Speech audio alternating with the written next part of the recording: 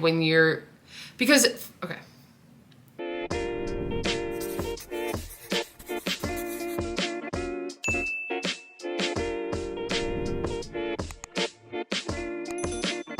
Hey everyone, and welcome to my channel. I'm Nikki. And today's video is going to be a quick sit down talking video. And today I'm talking about dealing with emotional eating. So if you enjoyed this video or find it helpful, please go ahead and give it a like and subscribe to my channel. I really appreciate it. And let's get started talking about this. So emotional eating is something that I have dealt with for most of my life that I can remember. And it is something that honestly, I thought I was kind of alone in. I really didn't realize that other people struggled that much with it. I thought something was wrong with me. And I don't know, it's just something that I've really struggled with for a long time. So I just want to start out by saying the first thing about this is don't feel bad if you struggle with this. If you look to food when you're stressed, when you're sad, when you're feeling emotions, and you look to food for comfort, don't feel bad about yourself. You're not any less of a person, and you aren't alone with this because there are so many people dealing with it. And honestly, I had no idea in the past. And when I was younger, it really would have helped me, I think, to know that I wasn't alone. So I just really want to get it out there that I've dealt with this. I know so many other people have. So many people have just messaged me even throughout my journey talking about it. I have a few other videos where I talk a little bit more about emotional eating and binge eating disorder, which I've also struggled with. And I can link those in the description if you're interested in watching those as well. But those are some of the videos that I get the most messages from because so many people can relate. And so I just really want to make it clear that you are not alone in this.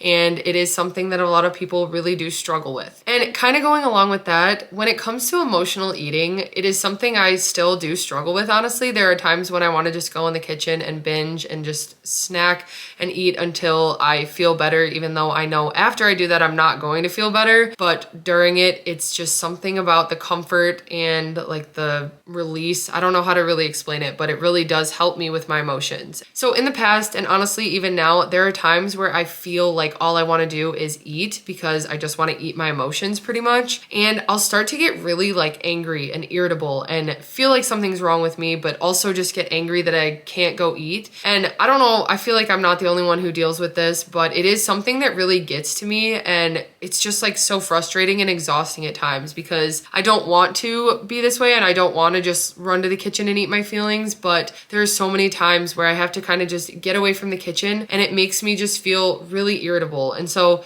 you're not alone with that if you go through that as well. And it's nothing to like be embarrassed or ashamed about. So anyway, jumping into this, one thing that's really helped me when I feel like I want to emotional eat or just kind of boredom snack or anything like that, just go in the kitchen and eat as much as I can, which I'm gonna be honest, it happens a lot, and especially after dinner is when I notice it the most. But one thing that I've really done, and it's helped me, is to go in the kitchen, pick out a snack that I'm gonna have, but then take it out of the kitchen and go upstairs, like go kind of far from the kitchen, because then I'm not as tempted to go back for more. I can kind of bring my snack with me and start focusing on something else. I'll eat my snack and then start doing something else away from the kitchen. And a lot of times I notice it really does help me. I think I'm just kind of bored and just like gravitating towards the kitchen because it's downstairs where we kind of hang out after dinner and stuff like that, and it's just easy for me to kind of lose control. One thing that I do when it comes to that is I like to make snack mixes because I feel like they're just a lot more satisfying. And when I get kind of like bingy or like I want to just eat my feelings, I like to have a lot of variety and just like eat as much as I can. And so with these snack mixes, what I'll do is usually I'll pick like a lighter point thing like popcorn, even that's 0 points. That's usually been my base lately. I'll do like a cup or two of air pop popcorn, and then I'll also weigh out like 2 points worth of some different snacks. So I'll pick a few different crackers or chips or love corn or love crunch, like different stuff like that, and I'll weigh out a 2-point portion of it and mix it all together in the bowl with the popcorn. And it's just like a super satisfying snack mix. It's kind of fun because I get to pick the different snacks that I put in it, and it's more satisfying than just having like one little bag of snacks or something like that, like a bag of chips or something. So I like doing that because like I said, when I emotional eat or binge eat, I like to just like open up everything and keep eating it. And so when I have this little snack mix, it kind of feels like I'm getting a little bit of everything. And I don't know, it just to me kind of satisfies that craving. A lot of times when I emotional eat, it's because I'm bored or I'm by myself and I'm just thinking about things and for some reason, food is what gives me comfort. And so what I've really tried to do is just find little hobbies that I can distract myself with. I've recently started reading and reading books that are actually interesting to me. I think in the past I was always just reading the wrong books, and now I've finally found some that are just so good. They get me so hooked. And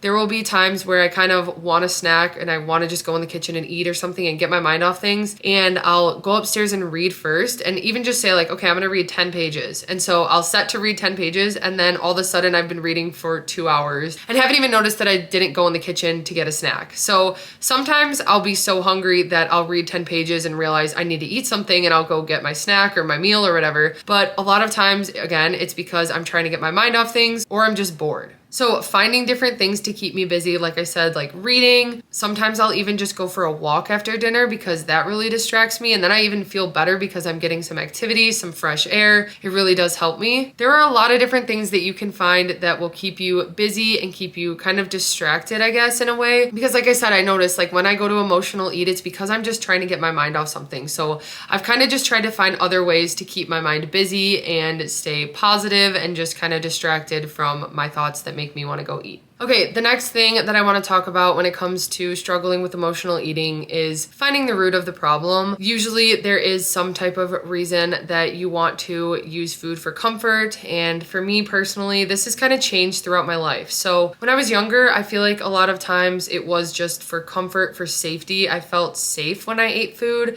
I felt happy, and I think a lot of times like it was just like my way to kind of get away from everything going on as a kid that I was dealing with. And then as I got older, it turned more into not being good enough and feeling like I just had to be perfect. And I don't know, it put this new pressure and stress on me that caused me to also emotional eat and binge eat. And then more recently, and before I started my weight loss journey when I was out of college, it was really just stress and sadness. I was so overwhelmed, and food was just always like my break from everything, and I didn't want it to end, honestly. And so what I've had to do, and I didn't really tackle these issues as a kid. I didn't really tackle them in high school and college, but I have really worked on the stress part, the sadness that I was dealing with, because I felt like I was just throwing my life away. I felt like I was trapped and overworking myself, and I really just felt like there was no way out. And so I had to really tackle the issue, getting my life under control, figuring out my work situation, getting sleep again because I was not getting enough sleep, and just kind of putting my life back together with my work and everything like that. And when I really started to do that, that's when I was able to kind of focus more on my health, and it just made it a little easier to deal with the emotional eating because I just felt better in general. I wasn't as stressed, I wasn't as sad, and it really did lead to less of me needing to find comfort in eating. And I'm not a therapist or anything, so I'm not here to tell you what to do when it comes to the root of the problem, but it really is something to kind of look at and evaluate and see what is causing you to eat the way you are or to use food as comfort. Another thing that really helps, it's just a little thing, and that is eating throughout the day. And I've talked about this in my binge eating videos as well, but it is so important for me to eat throughout the day. For me, fasting does not work because I find when I do fast, when I can finally eat food, I just want to eat everything in front of me, and I will. And I can eat a lot at once, so it's never really a good thing when I'm kind of waiting till the end of the day to eat all of my food. I never really feel good. I don't feel good the next day, and it's just so much better to space out my food throughout the day, stay satisfied. I like to have high protein snacks throughout the day because then I feel even more full and again, less likely to emotional eat. And another thing that I struggled with before my weight loss was just eating so much fast food and takeout food, and it just never satisfied me. So again, we would be able to eat a huge fast food meal, and then a couple hours later, we were going back out for more fast food because it was just never satisfying enough, and we would just be able to eat such big portions. And again, that was like a comfort for me because I wasn't working. I was able to just sit down and have all of this food in front of me. And in the past, it was like more in private that I would do the emotional eating. This was just like dinner was like my time to just like let go and have as much as I wanted. And I didn't like care as much about Adam seeing or anything. So that was really a struggle for me, but we never felt satisfied from the food. And so again, kind of going along with eating all day and eating high protein meals, filling my meals with veggies, with good proteins has really made a difference because again, I'm satisfied throughout the day. I don't feel like I need to go back for another meal right away because I just had a bunch much of like really processed, greasy food or something like that like I was eating in the past. So making sure you're eating good, nourishing meals throughout the day can really make a difference, so that when it comes to the end of the night and you're feeling a certain way maybe and you want to go to food for comfort, you're still full and satisfied from the day and feeling good. And I just think that that can help a little bit. And then the last thing I just want to say is don't be afraid to talk to someone. I know that it can be hard, and honestly, this is something that I never did. A lot of the times when I film these videos, I bring up something that I haven't even talked to Adam about because it's just something that I've always been embarrassed about. It's something that I've always felt so much shame for. I've always thought that something was wrong with me, and none of that is true. And so I was terrified to ask anyone about it, to tell anyone about it. Again, for so long, I thought that like it was just me doing this. Like, I didn't know that binge eating disorder was a thing. I didn't know that other people ate when they would go in their room and just like have food hidden. I didn't know that that was like a thing that other people were going through. And so that's why I just want to make it clear, you are not alone. There are people to talk to. If you don't feel like you have someone close that you can talk with, I'm always here. Like I said, my videos that I talk about binge eating and emotional eating, those are the videos that I receive the most DMs about, because so many people can connect to what I'm talking about. And again, they kind of felt the way I did, where they thought they were the only one, or they thought that like this wasn't a real thing, but it is. And it is something that people struggle with, and there is nothing wrong with you. You are not alone. So